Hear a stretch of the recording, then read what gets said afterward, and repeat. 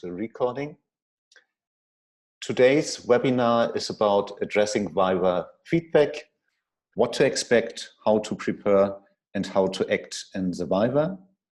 Generally, we hope that as a learning outcome, you will better understand what it is that you are going to face in the Viva, how to prepare for it, and how to act once undergoing it. And specifically, we would like you to get a better understanding on what the Viva is about, the possible Viva outcomes, the preparation strategies that you might want to adopt, what to expect in the Viva and what not to expect, what is going to happen actually at the Viva day, and then we'll provide some example Viva questions on a by-chapter base, and we close it up with looking on what's happening post-Viva.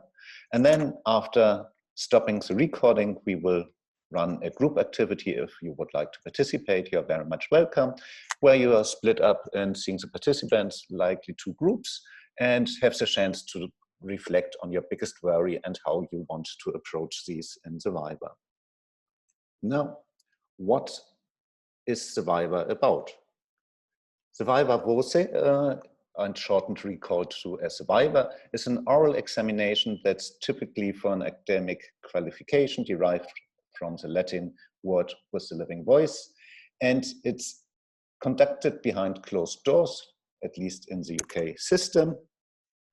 And there are two examiners, though depending on the topic, if it's very interdisciplinary, there might be a third one also invited. And for the UK case, the supervisors do not participate in the Viva, but they may be allowed to observe. And this will very much depend on the discretion and policy of the university. And one of the examiners is appointed from within their own organization, and then the second one will be an external one, and they usually will also be a chair facilitating the Viva. So in some other countries, the Viva might also be a public event, or alternatively, there might not even be a Viva. I think some Australian universities, you just are evaluated based upon your written thesis and then awarded the degree based on that evaluation outcome. Now, what is the purpose of the Viva? First of all, it wants to confirm that the thesis is written by you and that it's your own work. Now, in particular, as it can take up to 8 years to get the thesis together, this is an important understanding that the examiners would have, that it's your work, you have written it, and then you also have the ability to discuss and defend it. You understand what you have been written and what the meaning of that is. So second then to it, it wants to examine whether the work is original and how it situates within the wider research field. And you will be given the chance to look at your research in the Viva and also to look at future publications or future research that you would advise to be still undertaken. Means where does your research stops and what are the obvious next steps that could be undertaken. There are a number of possible outcomes of the Viva, and one, and the most desired perhaps, is being awarded straight away the degree. This is, however, extremely rare. I think I've come along in all of those years around about one case only. The much more likely outcome is that the degree be awarded subject to minor modifications, and in this case you are given a couple of months to do the modifications and submit the thesis again. Likewise, major modifications is something that is sitting actually very close to the minor modifications. The question here is just, do you need some months more to be doing the changes or not? In particular, if you're an adult and working practitioner who needs to do some changes, the examiners will be well aware that you have your daily life going on, and therefore you will have less time at hand. And this could imply they want to assure you have enough time, and therefore you're getting a major modification rather than a minor. Now, another not so desired result might be you get a major and you need to resubmit, and that means you would likely be having another Viva again. That's still not drastical. What is perhaps not what you want to see is to be awarded a lower degree than the one submitted for, or the final not being awarded a degree at all and you failed. But as much as a straight pass, the failing is extremely rare, and awarding of a lower degree, thanks God, is also quite low, but it does happen occasionally. Are there any questions up to this point? All right. So what are the strategies to prepare for the Viva? Now, for the start, it's perhaps important to understand where you are. So you might want to ask yourself, how good is your thesis? If it's pretty decent and you're just quite nervous, then that's fine. But there might be a reason why you're submitting despite the thesis not being up to the standards. And one of the reasons is that you're running out of time. And this is happening more often than one would like to see, and perhaps in particular for those that undertake the doctorate, meanwhile working also full-time. So if the time is really up and you know either you now submit or you would be unenrolled of the program, then perhaps you have no other chance than submitting a thesis that is not perhaps decent enough, and you might then get out with majors and another examination and have more time at hand and clear feedback from the Viva. So this is a case that we do see. Likewise, we see a case of not so good and you enter gambling for luck and you think, yeah, well, you might make it through, or perhaps it's a result of ignorance where you not even are aware that you're gambling for luck, but it's just because you were not really understanding and sensing on the feedback you received from the supervisor, because you never ever really learned in the first instance on how to work over, for example, the problem end instead of the solution end, and therefore you read the feedback from the supervisors much differently than it is intended. And this is a case that unfortunately we also observed quite often, and it's something that can be prevented perhaps only if you start early enough to understand, to interpret the feedback in the right way. Now, which type of preparation work can be done for the Viva? First of all, the administrative work means check your institution's policy and practices and get to know the profiles of the examiners, put together a timetable for what to prepare and when to prepare, and get working on a printed copy of your thesis, which is very important because in the Viva, you will be given the chance to take such a printed copy and to look into it for looking where are the arguments, at which pages are they, what have I called things to, what concepts did I refer. Means you will have the chance for whenever you are not knowing by heart where things are to look into the printed copy of your thesis. And therefore it's important to keep the conversation and dialogue going, that this will be something that you are able to do quickly. So it shouldn't break the discussion for a minute or two or three. And ideally, to be able to quickly scan through the thesis, you will have made notes and put vignettes and post-its next to it, and perhaps used color labeling so that you quickly find things. Likewise, you might want to print out a table of content and to execute and put together an executive summary. Having said that, if your thesis is well written, then the abstract of your thesis will automatically read like an executive summary and the main aspects are in there.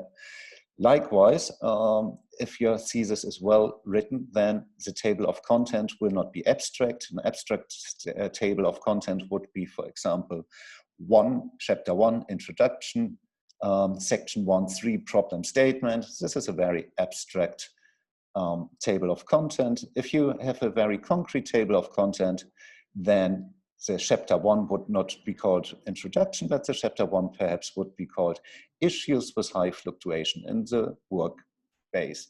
And then the problem statement would be something called in the table of content like leadership ignorance leading to high fluctuation rates in the management department.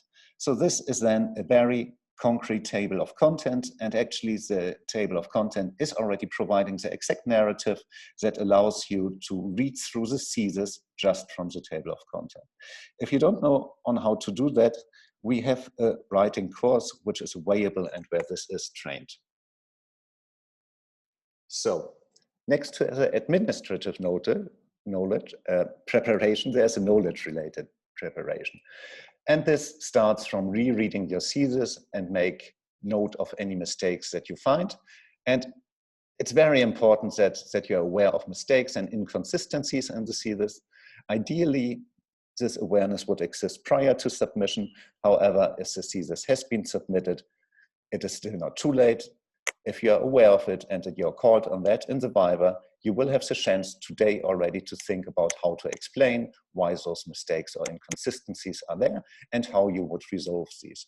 And this again, this knowledge that you bring into the Viva can make the difference in between a minor, a major, or a major with resubmission, or also a fail, because it will show and demonstrate to the examiners the awareness of your work and how you will be capable of addressing any change requests made by them. If they see there is no capability and there's no time, they have no other chance than giving you a more severe outcome of the Viva. If they see, no, you're in a good position to address those change requests, then they will be much more relaxed. So it's important to be aware of any mistakes and inconsistencies, and as said, ideally prior to submission. However, if that is too late, it's still not too late to prepare for mitigation strategies on how to explain that in the Viva. Now, also the wider implications of your work. It is important that you can explain what are these, and you also should think about what you will want and what you won't defend. Not everything can be defended, and in particular, if there are inconsistencies, or if you took one decision that turned out to be not so good or has not worked out that optimal, you settled on one method and you found out, oh, halfway of the research, that method didn't work out entirely, so you had to adapt and adjust the method, then this is certainly nothing you would want to defend, that you say, oh, that method was just working well straight out from the start. But no, be honest and admit, no, that didn't work well for this and this reason, and that was the consequence taken. I think reasoning is very important in the thesis. Now, draw up a list of possible questions, and in particular those ones that you're afraid of, that you consider yourself as being knock-off questions. And then practice the answers. And we will talk about that further, because it is very key that you are fluent during the Viva. It's an oral presentation, and it's to be expected that you are very nervous. And therefore, you should understand how to deal with yourself, how to put yourself together, and how to respond. And as more as you practice, as better as your answers are, as more up to the point, then that will put you at ease. You can start by writing possible questions together and categorize them in area of strengths and weaknesses, and then train those that are more weak, more intense, and also reflect on the theory, methods, and practical implications of the results, identify the contribution to knowledge creation, and highlight the actions to be made from the outcomes of the study. Now, if you're studying on a practitioner doctorate, then the actions to be made might be likely rather practitioner related, practical in the workplace. If you're studying for a PhD, then the actions to be made can be also more practical, but likely also from the theoretical end on how the knowledge created contributes to the wider body of the literature. Now, there are 4 general type of preparation actions that you could take. General preparations, which means get hold of past thesis, Viva questions and reports from within your faculty, then understand areas in the thesis the examiners have been focusing on, and find online resources and communities where to engage and learn from past experiences.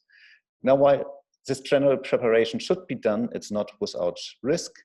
Reason being, you don't know how well those past theses have been making it through.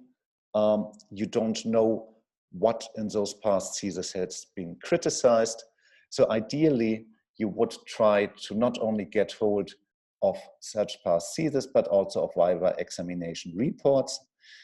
And so to compare what in the theses have been has been seen strong and what has been seen weak. Having said that, it's unfortunately not that easy to get hold of past examination reports. Therefore, you might want to try working over the faculty or over past cohorts with whom you have engaged and try to get hold of them. Likewise, for future generations, you might want to consider yourself to make your thesis, including the Viva examination reports, available, so to help building up a body of knowledge that would contribute to everyone after you to come. I think this is in particular in the doctoral field a weakness compared to master level studies or bachelor level studies, where this type of camaraderie is very well established. At the doctoral level, it's a bit more tricky to get hold of past works. So be encouraged to help changing that for good for the future and perhaps also for you. Now, specific preparations. Considering the specific content of your thesis, there are a number of methods to help preparing you to create a 4 to 6 pages roadmap, to make notes, and also to index. I think the best preparation reports that I've been coming across over the past 5 to 8 years were also those ones where the students came out of this Viva was really only a minor, because the point here is that the specific preparation is nothing that only starts at the Viva, but it's rather inherent in the way you work. If you used to work that professionally, the likelihood is great you used to work that professionally also during your thesis duration, which means the likelihood is great that your work is very structured, that you have put a lot of thoughts into indexing, structuring, what goes in and what goes out, and also what you take out where you put it, because a thesis is a changing document. And if you consider that you're writing on something for 4 to 8 years, then things that you took out in one point in time might become of relevance at another point of time again, because you saw, based upon your findings and analysis, that actually this building block still can be reused. And if you know where it is, you can reuse it easier, and that makes your life easier. And also you can build and improve on earlier work. So I think this specific preparation is something that not only should start at the Viva point, but much earlier. Now, faculty level preparation is something that if you are studying in a physical setting is something quite easy and is happening naturally on a day-to-day basis. Now, if you're studying on a distance mode, and currently during the pandemic time, this will apply to much more people than usually, then this natural discussion is much more limited. So try to find ways to keep engaged with your peers and with your faculty, and to keep the discussion going on a frequent and on a frequent base. I think this can help you very much. And a fourth type of preparation actions is experimental preparations.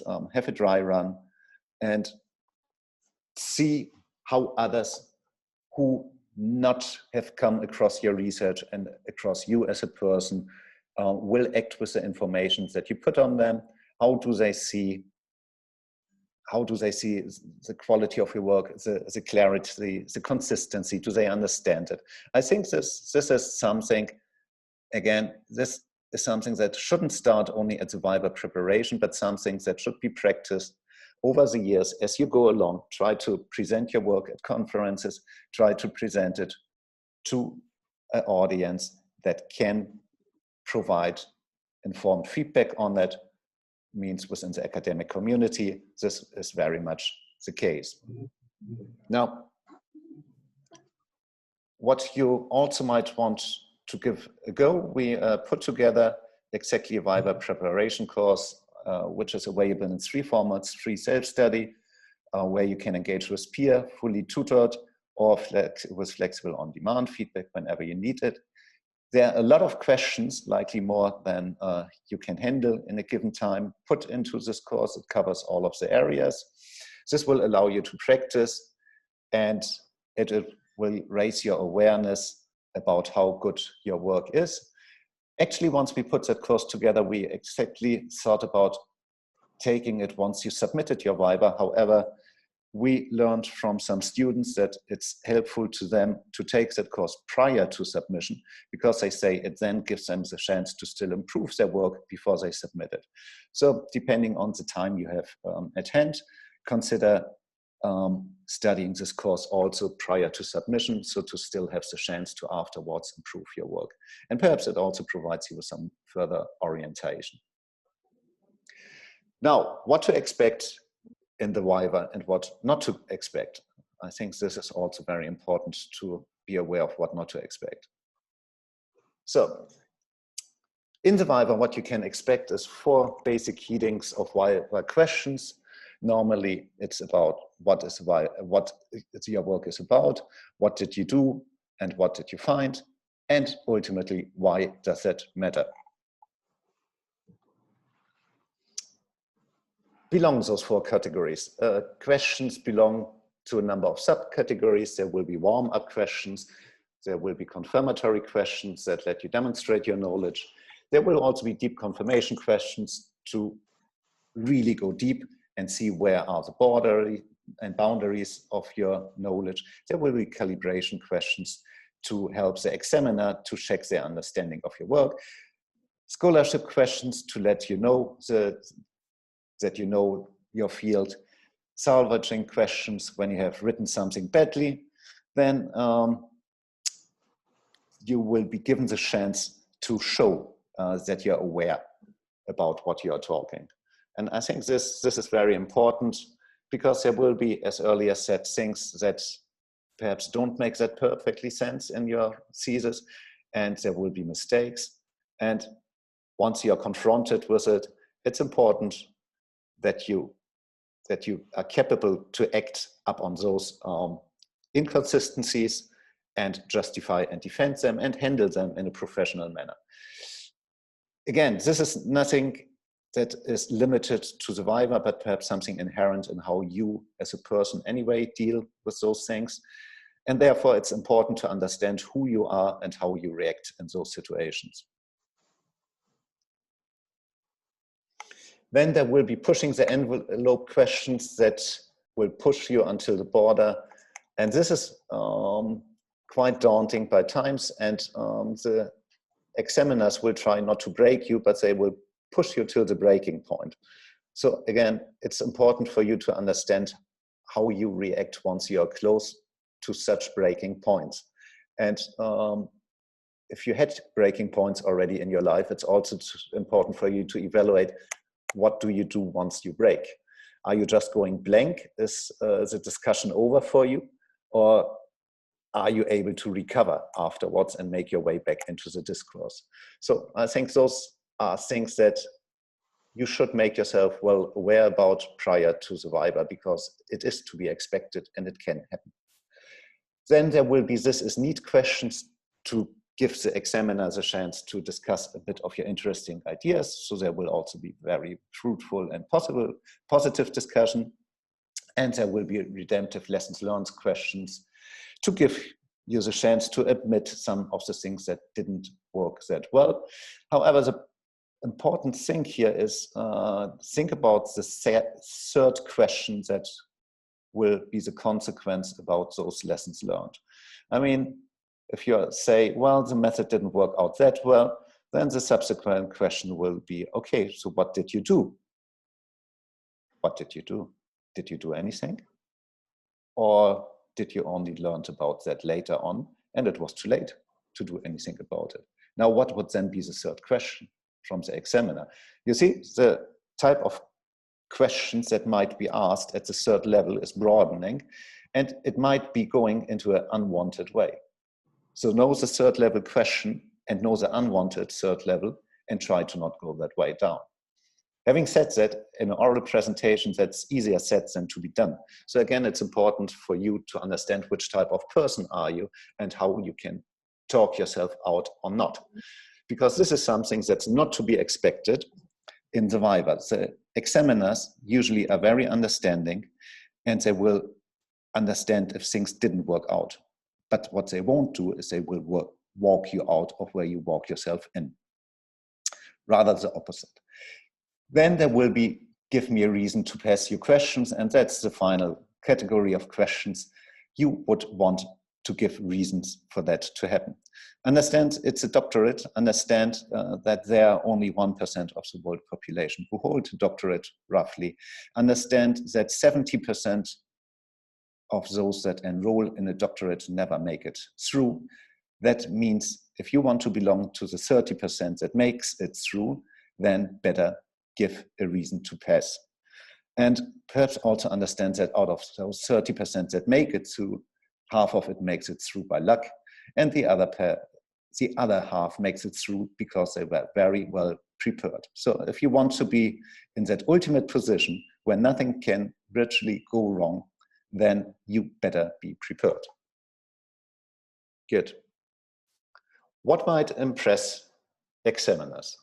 Well-considered replies that answer the question asked, flexible and agile thinking backed up by argument and evidence, good understanding of your research method, awareness of the field of inquiry, clear reasons for what is included and excluded from the research. Now, this is a very important point because at one point in time, you will have had to settle on the boundaries of your research. What is in and what is out, and what is the motivation for this boundary that I established. Without boundaries, you won't manage to write up a thesis within the given word limit or with the given time limit. And this is also something, or one of the reasons why there is such a high dropout rate, because drawing those boundaries is extremely difficult.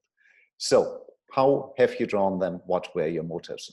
It's important for you to be critical aware of that and to explain it also in that way. Then honesty, I think, is without going. As soon as you try to cover up things, the Viva is broke. There's no way the examiners will accept dishonest behavior. Awareness of what remains to be reached and latest key developments. So what are the limits of your work and where would it continue? And convincingly responding to the why bother pitch. So why is your research mattering anyway? Then there are some essentials that might be taken into account. The first and perhaps most important is the 2 minutes rule. In the Viva, I would argue that less is more, like in many instances of life. It's not uncommon that the first question is, briefly explain me about what your research has been about. And there you go, and 15 minutes are over. Now, this is not briefly, quite clearly, but you try, because you're a bit nervous, to fit everything of the main points into the briefly. And there you go, and 15 minutes are over. This is disadvantage for all sides involved. The examiners will be extremely bored by the time. If they are of a very polite nature, they will stand the 15 minutes. If they are of a not so polite nature, they will look for an option to disrupt you. You don't need that. Stick to the 2 minutes rule, and it's very easy to comply to that once adhering to the second essential: one answer, one sentence, one argument at a time. If there are more arguments you want to present, break them down so that each sentence becomes 2 minutes. And after each of that sentence, you go to the third essential: establish double feedback loops. Close a sentence and ask whether this did answer the question of the examiners. This allows you to turn the Viva into a dialogue and discourse. And this will make it much more enjoyable for all sides involved. It will eliminate dead time, and it will reduce the risk of you going off in the wrong direction, or of you giving answers that walk you into an area where you don't want to be. Now, the fourth essential is unfortunately something that can't be trained that well, but it's more inherent in how you work and are. If you are opinionated, much of the failure will already have been done in your written thesis. It will not be evidence-based, but rather working over opinions.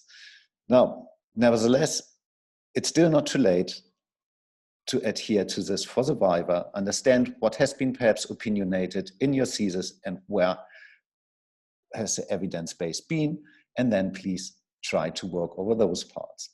And get yourself out of the mud and resume if you understand you went off the road. This is much better than trying to go the muddled way further. And the examiners will understand that you're nervous and they will honor such an effort, and they will very likely help you then to resume the discussion from where it went wrong. Because ultimately they want to understand what have you been doing, right? Now, the Viva day. Try to get enough rest, goes without saying. Eat, drink, arrive to the venue earlier.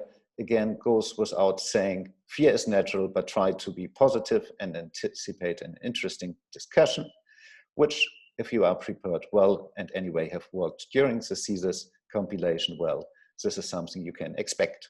And get ready to engage in a debate. Try to read the other person.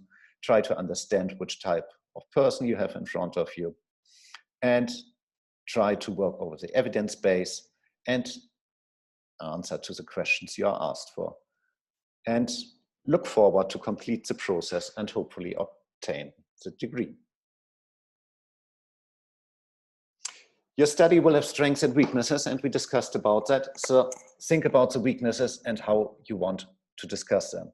The examiners will look and find such weaknesses. It is their job of doing so, and it's the purpose of the Viva to exactly look into the things that didn't went out that well.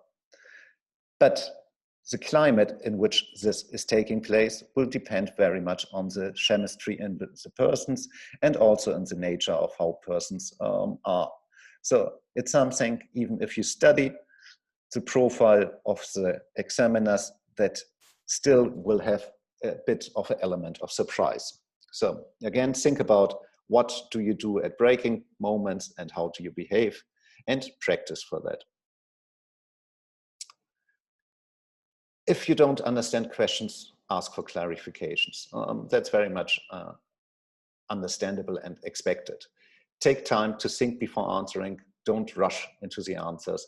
That's also understandable. But then again, try to keep the dialogue going. So this is a bit conflicting, and there should be a good match in between thinking and getting the dialogue going. One of the ways that you might also want to experiment is think aloud. So be also prepared to ask questions, which again can be a way of think aloud. If there's something that is not perhaps entirely clear, or if there could be different interpretations, then build up your argumentation and analytical chain and verbalize it so that the other can read it and present two options. And from that two options, the examiners can pick the one they want to discuss further. So thinking aloud, turning tacit analytics aloud is a way to work over. And be ready to admit it if you don't know the answer. But again, if you do so, perhaps you also want to present the analytics and where the answer then is not getting further through. Because ultimately this is research, so there is always a limit, a border, and this is exactly where a question can't be answered. That was prior to starting the research like that. As a starting point, and it is the ending point, there is a knowledge limit, and at that point in time, questions can't be answered. So, and try to also be prepared to express your opinion, but again, don't be opinionated. If you express opinion, then try to work over facts and analytics and present those in your argumentation chain. Don't take offense and avoid blaming. Now, again, this is something that is easier said than to be done, because it will be something in the nature of who you are and how you generally think and work. You are not expected to recall all of your works that you have been compiled over a duration of 4 to 8 years. So therefore, it's important that you index the thesis, and that you know where everything stands and is in that indexing, to then go into the deeper level if it is required. So you are well advised to prepare over the notes and show that you have prepared well. And if you get lost, like I happen to do just now, resume and restart the discussion. Now, keep double loops up and check back on how you have or have not answered a given question. Again, this was the Viva Essentials, the 2 minutes rule, and how to follow from there. In the sixth part, we will look at example Viva questions by chapter, but we will not look at these in detail. If you want to do so, we, after the webinar, will make available the slides so you can go through in detail. And if you want to go through even more possible questions, be encouraged to look into our Viva preparation course. There are roughly 20 plus questions for each of the areas. Now, a thesis can be roughly broken down into 6 areas. It will start with the overview and introduction area. So this is one set where the questions will fall into. Then it will come to literature review chapter. So there will be specific questions for that. There will be questions about research design and methodology. And there will be questions once it comes to the analysis and evaluation. And there certainly will be questions once it comes to the review and closing of your research. And there will be questions on the reflective end, on how the research worked, and where perhaps that is written up in the thesis and visible in the thesis, and what were the follow-up actions of your research. So those type of questions are to be expected. Now, whether those questions equal the chapters will very much depend on how your work has been structured. Is your work having 6 chapters, which would be a standard? Is it having 5 chapters, which is also common? Or does it have 12 chapters, which was the case for my PhD and is extremely rare? But there is flexibility in there, and likewise the questions might be asked at different points in time, which also is from Viva to Viva dependent on the examiner's preference and way of work. However, if you worked through all of those possible questions and came up with answers and applied the 2 minutes rule to all of those answers and tried to put your analytics aloud into the verbalization of the responses, then I think there's nothing that can go wrong in the Viva itself. Now, what happens after the Viva? I mean, quite obviously, you will be told the outcome. You will be asked out of the room, be it physical or virtually, and asked in again, and then you're presented with the results, which might be one of the ones presented earlier. So then you will be given afterwards some written feedback upon which you are able to act. You will be given a timetable on how long you have to address the changes, and then you can work through and resubmit the work.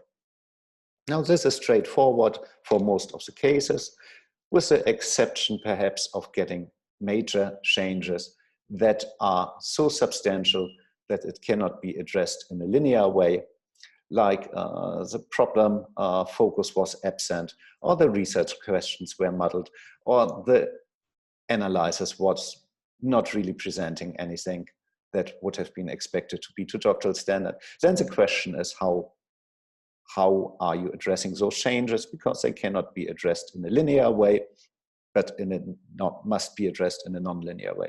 And if you want to learn more about that, take a look at a Viva webinar that we gave earlier on exactly getting majors in the Vivas.